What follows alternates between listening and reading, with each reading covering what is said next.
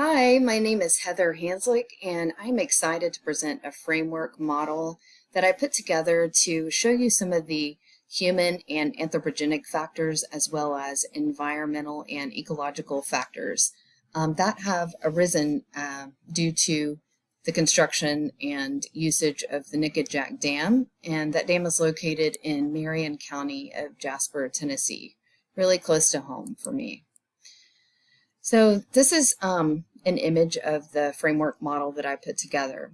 And before I cover interactions, I'll describe each factor that directly feeds back into a set category.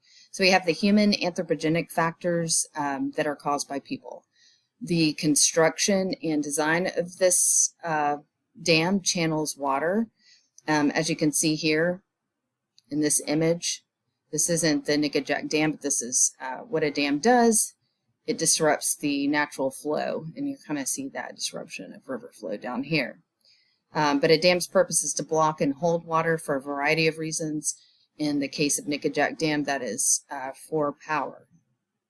And this happens for lots of reasons, and it causes temperature and density changes and imbalance of previous species of life. This can be due to something as simple as preventing a migrating species from entering. And that ends up causing degraded water quality. You can see here, this is extremely nutrient-rich water. It probably has some fertilization and things like that that came into the water as well to kind of promote that growth and ultimately deplete the oxygen from this body of water. So when water is being stored, it brings natural debris with it. So sedimentation occurs. You can see what sedimentation looks like, and it's just completely unavoidable because that water is flowing and it comes to an abrupt stop, and the particles that are in that water are going to settle at that stop. In some cases, we're seeing droughts that affect the amount of power that can be produced. This is an image of the Hoover Dam, but this is going to occur at any dam. Just levels of water are going to be adjusting due to the amount of rainfall that we're having flowing through the rivers. So water temperature changes occur. Generally, the water flowing out of the dam will be warmer, and how species survive is going to depend on how they adapt to those temperature changes.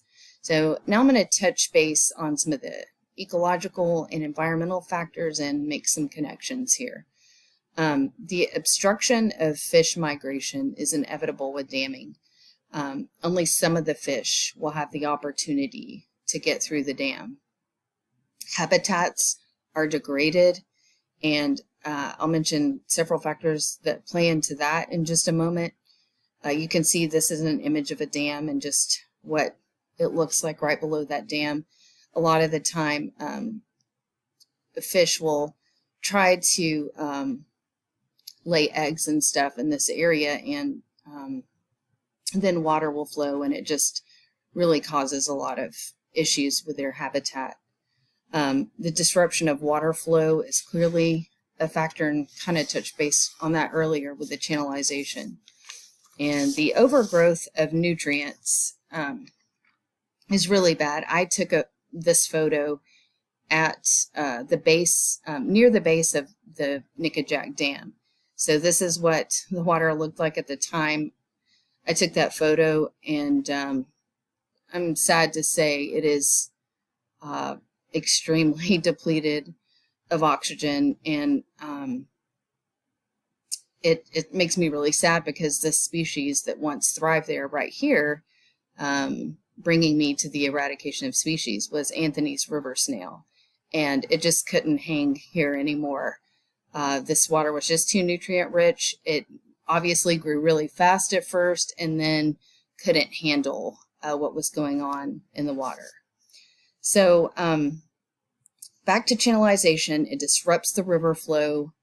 It causes sedimentation and obstructs fish migration. It's a factor in the eradication of species because it's disrupting the predator and prey relationships.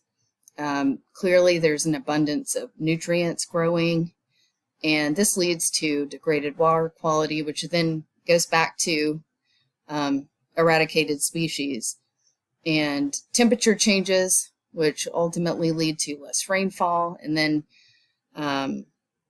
less power and habitat degradation. So anyway, I hope you enjoy this framework model. Here are my references, and I thank you so much for your time.